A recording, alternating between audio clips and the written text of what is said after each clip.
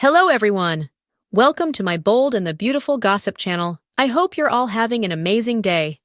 Before we dive into today's content, make sure to hit that subscribe button and show some love by giving this video a thumbs up. In the lodge, Steffi tells Expectation she feels terrible for Carter. You got to him. Trust contends that he has his very own psyche and says they were attempting to save the organization. Steffi tells her that because of their little snatch for power, neither one of them will at any point swing by Forrester manifestations in the future. Trust tells Steffi she drove them excessively far. You were off base. Steffi feigns exacerbation. Oh, well, business as usual. Trust says she wasn't wearing underwear for Finn.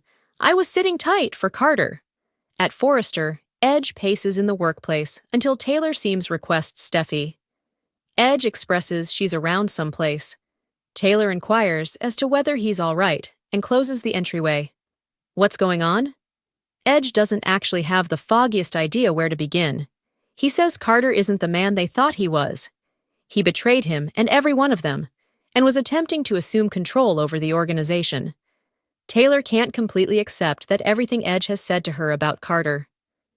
He's your dearest companion. Edge doesn't have the foggiest idea why he would stoop so low. Taylor inquires as to why he got it done. According to Edge, the incomparable Expectation Logan. Taylor actually can't grasp this. Edge says he was looking for equity for the lady he cherishes. Taylor gawps. Pause, you're saying. Edge gestures. That is precisely exact thing I'm saying. In the plan office, Brooke blazes to Edge, griping that Carter's unwaveringness lies just with Trust. Katie comes in and says she got her text. What's happening? Brooke says she has something to tell her. Now that it's out in the open, she can. It's Expectation and Carter. They're included. Katie's eyes enlarge. Brooke explains that they're in a committed relationship. Katie lets it be known somewhat of a shock, yet she's not furious. Brooke says there's something else. He no longer works here, since he attempted to hold on to control of the organization. Katie gawps. Never ever? An overthrow? She says Carter is surprisingly steadfast. Brooke says his loyalties have changed. She's certain Edge has filled Steffi in at this point. Katie figures she should realize then that she was off base for terminating Trust. Brooke says it was good to go moving by Steffi.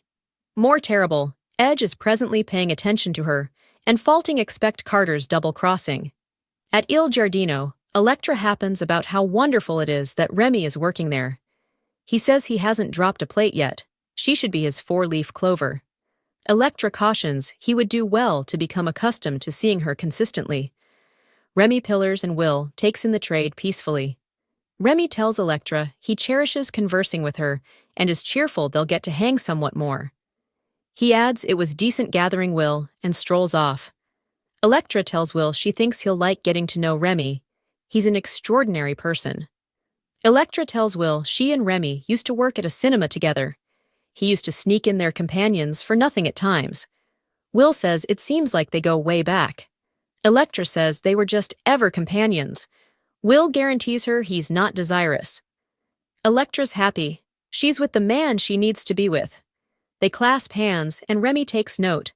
Electra requests that Will go to the new Christmas thriller with her. He'd be regarded. They kiss across the table, and Remy looks noticeably steamed and disheartened. In the lodge, Steffi asks Expectation for what good reason she didn't simply tell her she was sitting tight for Carter.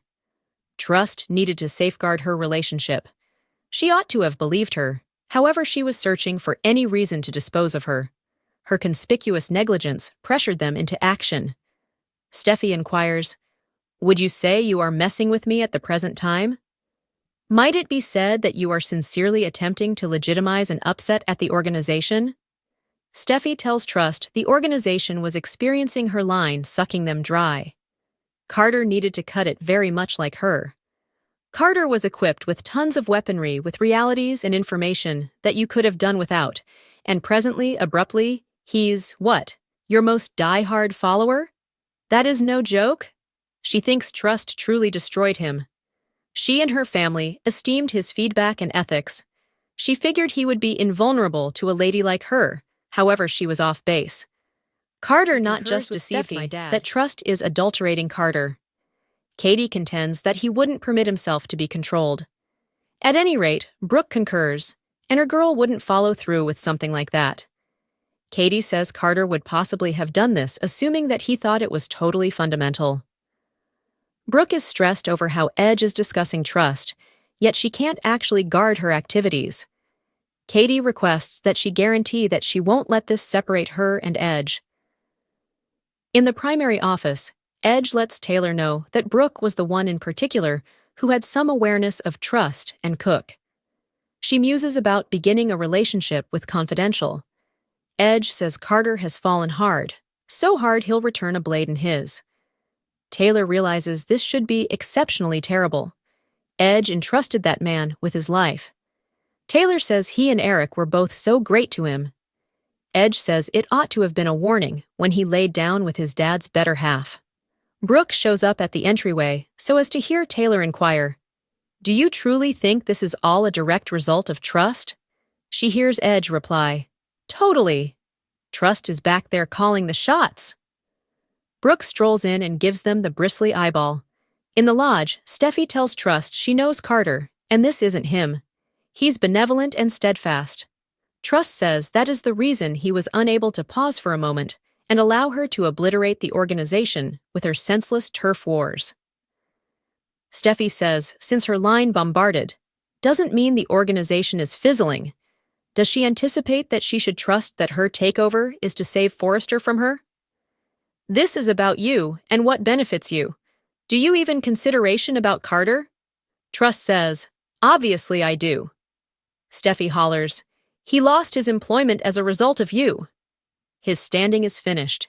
He is restricted from the structure, all since you got in his mind." Trust advises her to stop, however Steffi rehashes that she controlled him. Trust says it was a shared choice. The two of them concur that Forrester is needing new initiative. Steffi says she probably been on her A-game to get Carter to do a 180. On the off chance that she wasn't really shocked, she may be intrigued. Trust whines that they reduced Carter's thoughts. Steffi says he never felt insulted before she got into his head. She designed this entire circumstance. "We Forresters have opened up the way to you Logans, and this is the manner by which you say thanks to us, truly?" Trust contends they helped construct their family line. According to Steffi, and presently you need a greater slice of the pie, which demonstrates that we reserve each privilege to be careful. She tells Trust they'll at no point ever trust her in the future. All she and Brooke do is annihilate great men. "Congrats, Trust. You're at last very much like your mom." In the principal office, Brooke asks Edge, "What did you say?" He tells her, "You know where I stand with Trust." Brooke answers, "Edge, you reserve each privilege to be disturbed, yet to guarantee that it's all my little girl's shortcoming?" Taylor asks how she can guard her. Brooke isn't approving their activities. However, no one pressured Carter into drawing up those records. Taylor says desire causes individuals to do things they wouldn't do ordinarily. Brooke says her girl doesn't utilize individuals. According to Edge, you can call it anything you desire. However, Carter was affected by Trust. Carter wouldn't do this to him, and he wouldn't do this to the organization. "Something happened to him," Brooke gawps, "and that something is my girl. Is that everything you're saying to me?" She realizes Trust played a part to play in this, yet he can't fault her totally. "You can't do this. You can't pick sides. You can't go down that street. It doesn't matter to me what Steffi and Taylor think or what they say. Please, I'm imploring you. You can't allow them to set us in opposition to one another over my little girl."